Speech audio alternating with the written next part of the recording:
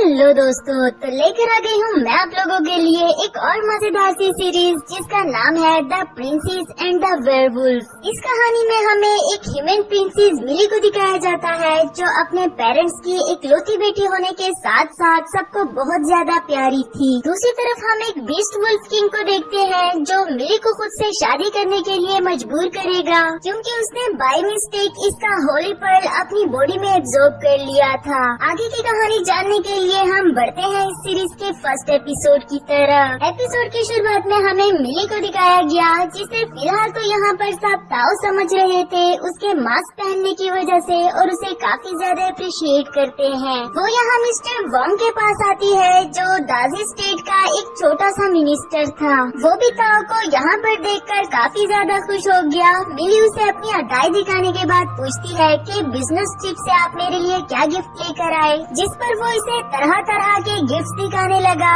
जो काफी ज्यादा एक्सपेंसिव थे। तो मिली भी अपना मास्क उतारते हुए बोली कि आखिरकार तुम करप्शन करते हुए पकड़े गए। वो बोला कि राजकुमारी आप यहाँ, प्लीज मुझे माफ कर दे, मैं इस तरह का कोई भी काम नहीं करूँगा। लेकिन अब तो मिली उसे पकड़कर लोगों के सामने ले आई और बताती है कि आपके टैक्स के पैसों से इसने कितनी ज्यादा करप्शन की। मिस्टर वोंग को पोजीशन से हटाने के साथ साथ वो लोगों के पैसे उन्हें वापस करना चाह रही थी, जिस पर वहाँ खड़े सभी लोग बहुत ज्यादा खुश हो जाते हैं। नेक्स्ट सीन में वो हमें अपना इंट्रोडक्शन करवाते हुए बताती है कि मैं दाजी स्टेट की प्रिंसेस मिली हूँ। मेरी माँ और मेरे बाबा एक दूसरे से बहुत प्यार करते हैं, पर क्योंकि मेरे बाबा दाजी स्टेट के बादशाह थे इसलिए उन्हें ज्यादा टाइम नहीं मिलता था मेरी माँ के साथ गुजारने का। इसलिए ही उन्होंने दाजी स्टेट की किंग मेरे बड़े अंकल को बना दिया ताकि वो ज्यादा से ज्यादा टाइम मेरी माँ के साथ गुजार सके। अब वो दोनों एक लंबे ट्रिप पर यूरोप जाने वाले हैं, लेकिन जाने से पहले बाबा ने प्रिंसेस को एडवाइस कर दी कि तुम्हें भी अब अपना लाइफ पार्टनर चूज कर लेना चाहिए, और हाँ, अपना लाइफ पार्टनर चूज करते हुए सिर्फ अपने दिल की सुनना। नेक्स्ट सीन में हमें हमारे मेन लीड ज़ूकाई को दिखाया गया जो कि बीस्ट प्लेन का वुल्फ किंग था। वो खुद से कह रहा था कि मेरी बॉडी वीक से वीकर होती जा रही है, इसलिए मुझे जल्द से जल्द उस होली पर्ल को ढूंढना होगा। फ्लैशबैक से हम 5 साल पहले का सीन देखते हैं जहां वो बहुत बुरी हालत में एक जंगल में से गुजर रहा होता है। वीक बॉडी की वजह से वो चल नहीं पा रहा था और तभी प्रिंसेस मिली जो कि दरख्त पर चढ़ी हुई थी वो सीधा ज़ूकाई के ऊपर आ गिरी। इसी के साथ ज़ूकाई के पास से वो होली पर्ल सीधा मिली की बॉडी में एब्जॉर्ब हो गया, जिसे आज तक वुल्फ किंग ज़ूकाई ढूंढ रहा है, वरना उसके बगैर उसकी बॉडी को कोई पावर नहीं मिलेगी। नेक्स्ट सीन में दाजी स्टेट की रानी यानी कि मिली की आंटी उसके पास आकर कहती है कि तुम 20 साल की हो गई हो, आखिर तुम शादी कब करोगी? तुम जानती हो ना कि दादी स्टेट में तो 15 साल की लड़कियों की शादी हो जाती है और तुम्हारी कजन की भी 15 साल में ही हुई थी। लिटिल प्रिंसेस जो कि उसी कजन की बेटी होती है वो बोली कि हाँ आंटी, अब आप भी अपने लिए कोई जीवन साथी चूज कर लो। मिली जानती थी कि मैं जितना भी इधर उधर कर लूँ आंटी ने मेरी शादी करवाने से तो बाज आना ही नहीं, इसलिए वो बोली कि आंटी आप खुद ही मेरे लिए कोई लड़का पसंद कर लो। इस पर रानी ने उसके सामने बहुत सारे लड़कों की पिक्चर्स पेश करवा दी और उसे कहती है कि ये सभी बहुत बहादुर राजकुमार हैं, तुम्हें इसमें से जो भी पसंद आएगा हम उसको तुम्हारे लिए डन कर देंगे। मिली बोली कि आंटी मेरे लिए तो ये सब एक जैसे ही हैं, खैर आपको जो मेरे लिए पसंद आया समझो कि वो मुझे भी पसंद आएगा। जब आंटी उसके लिए लड़का पसंद करने लगी तो मिली लिटिल प्रिंसेस को चुप रहने का इशारा करके वहाँ से भाग गई, आखिर वो यही तो करना चाहती थी। नेक्स्ट सीन में ज़ूकाई अपने बीस्ट प्लेन से ह्यूमन वर्ल्ड में आता है अपने उस होली पर्ल को ढूंढने के लिए। मिस्टर जीनो उनसे कह रहा था कि राजकुमार अगर आप मुझे इजाजत दे तो मैं आपके लिए यहाँ वो होली पर्ल ढूंढ लूंगा, क्योंकि आपकी बॉडी बहुत ज्यादा वीक हो चुकी, कहीं इसकी वजह से यहाँ के लोगों को हमारे बीस्ट प्लेन के बारे में पता ना चल जाए। पर ज़ूकाई बोला कि नहीं, एक तो तुमने उस लड़की को कभी भी नहीं देखा और दूसरी बात ये कि हमने दाजी स्टेट का कोना कोना जान लिया, बस महल में जाना बाकी रह गया। दूसरी तरफ हमारी राजकुमारी अपने अंकल के लिए एक तगड़ा सा घोड़ा ढूंढ रही थी जो कि आज ही अब्रॉड से ट्रांसफर हुए। वहाँ एक घोड़े को ट्राई करने के लिए वो उसके ऊपर बैठ जाती है, जिसके साथ ही वो घोड़ा वहाँ से दौड़ने लगा। जनरल उसे बचाने के लिए फौरन से उसके पीछे जाने लगता है, मगर तब तक तो वो घोड़ा राजकुमारी को दूर जंगलों में ला चुका। ज़ूकाई ने भी उसे दूर से आते हुए देख लिया।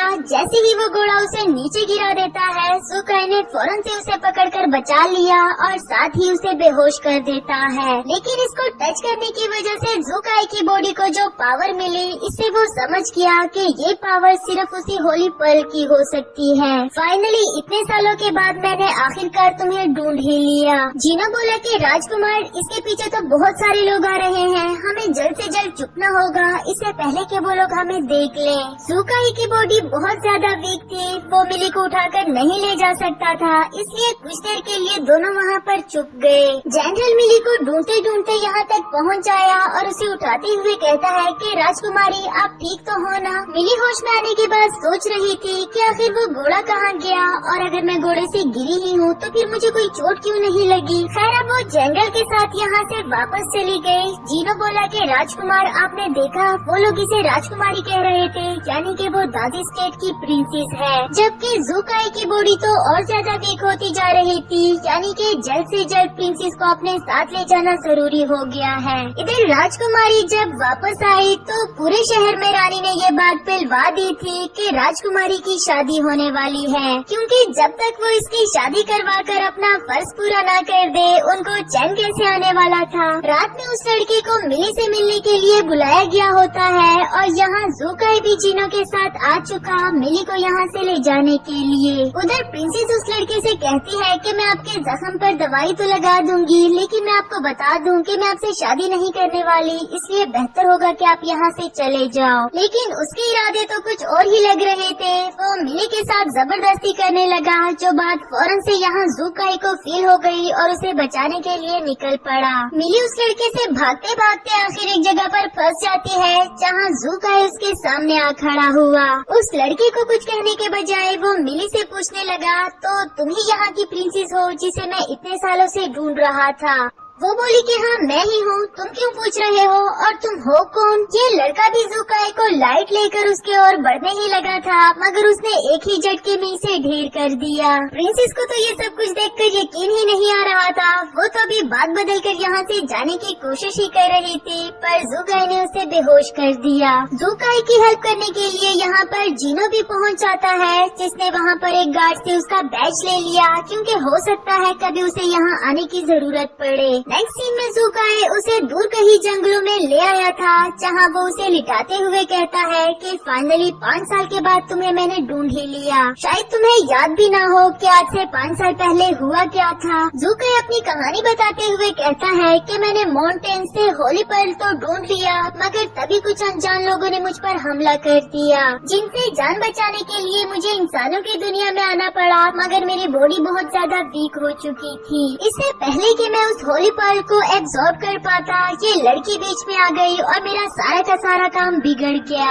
जीनो कहने लगा कि राजकुमार, अब आप फिक्र नहीं करें, इस लड़की की बॉडी से वो पर्ल लेने के बाद आपकी बॉडी में जो चेंजेस आ रहे हैं वो खत्म हो जाएंगे। लेकिन फिलहाल के लिए तो ज़ूकाई और भी ज्यादा वीक फील कर रहा था, इसलिए वो जीनो से कहता है कि आज की रात मैं यहीं पर रहकर कल्टीवेशन करूँगा, तब तक तुम इसे महल पहुँचाने का बंदोबस्त करो। उन दोनों के जाने के बाद जब मिली को होश आया तो उसे कुछ भी समझ नहीं आती कि आखिर मैं यहाँ कैसे आई और वो काले कपड़ों वाला लड़का कहाँ गया। खैर फिलहाल तो वो जल्द से जल्द महल पहुँचना चाह रही थी, इसलिए वहाँ से भागना शुरू कर देती है। तभी उसको पीछे से किसी के आने की आवाज आई, जिस पर उसे लगता है कि क्यों न उसकी मदद ली जाए, और उसकी ओर बढ़ने लगती है। वहाँ एक काफले को आते हुए देखकर मिली उनसे कहने लगी कि मेरा नाम प्रिंसेस मिली है, क्या आप प्लीज मुझे यहाँ से अपने साथ ले जा सकते हो? वो बोली कि हाँ हाँ बिल्कुल प्रिंसेस मिली, मैं यहाँ आपको ही तो ले जाने के लिए आई हूँ। लेकिन जब वो उनके साथ बैठने लगी तो उसे ये सब कुछ जरा अजीब लगा,